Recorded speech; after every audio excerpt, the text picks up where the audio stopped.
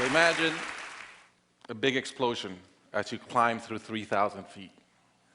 Imagine a plane full of smoke. Imagine an engine going clack, clack, clack, clack, clack, clack, clack. Sounds scary. Well, I had a unique seat that day.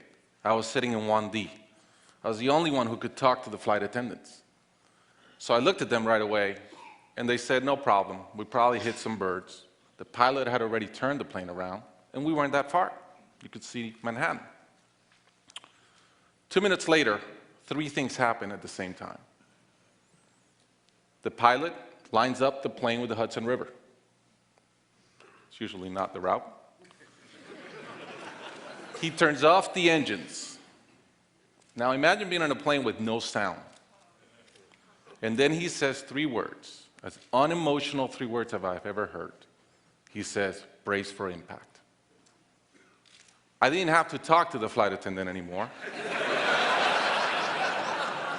I could see in her eyes, it was terror. Life was over. And I want to share with you 3 things I learned about myself that day. I learned that it all changes in an instant.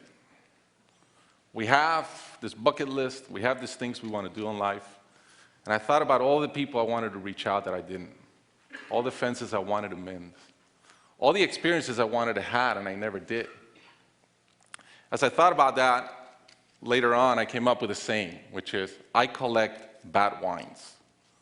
Because if the wine is ready and the person is there, I'm opening it.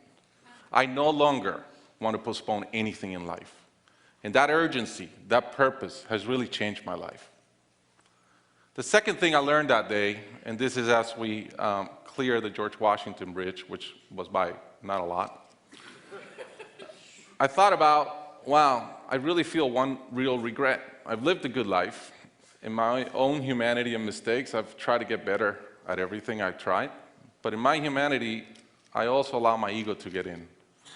And I regretted the time I wasted in things that did not matter with people that matter. And I thought about my relationship with my wife, with my friends, with people. And after, as I reflected on that, I decided to eliminate negative energy from my life. It's not perfect, it's a lot better. I've not had a fight with my wife in 2 years, it feels great.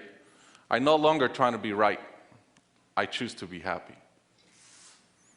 The third thing I learned, and this is as your mental clock starts going 15, 14, 13, you can see the water coming, I'm saying, please blow up. Right? I don't want this thing to break in 20 pieces like you've seen in those documentaries.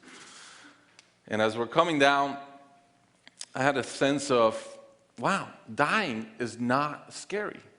It's almost like we've been preparing for it our whole lives. But it was very sad. I didn't want to go. I love my life. And that sadness really framed in one thought, which is, I only wish for one thing.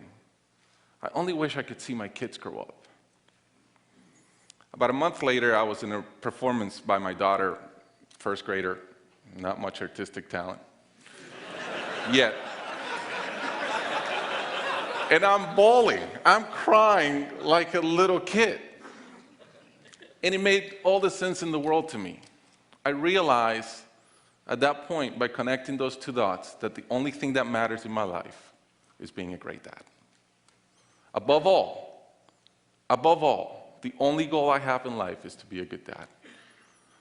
I was given the gift of a miracle, of not dying that day.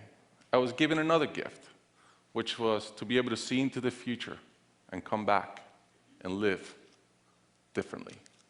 I challenge you guys that are flying today. Imagine the same thing happens on your plane, and please don't.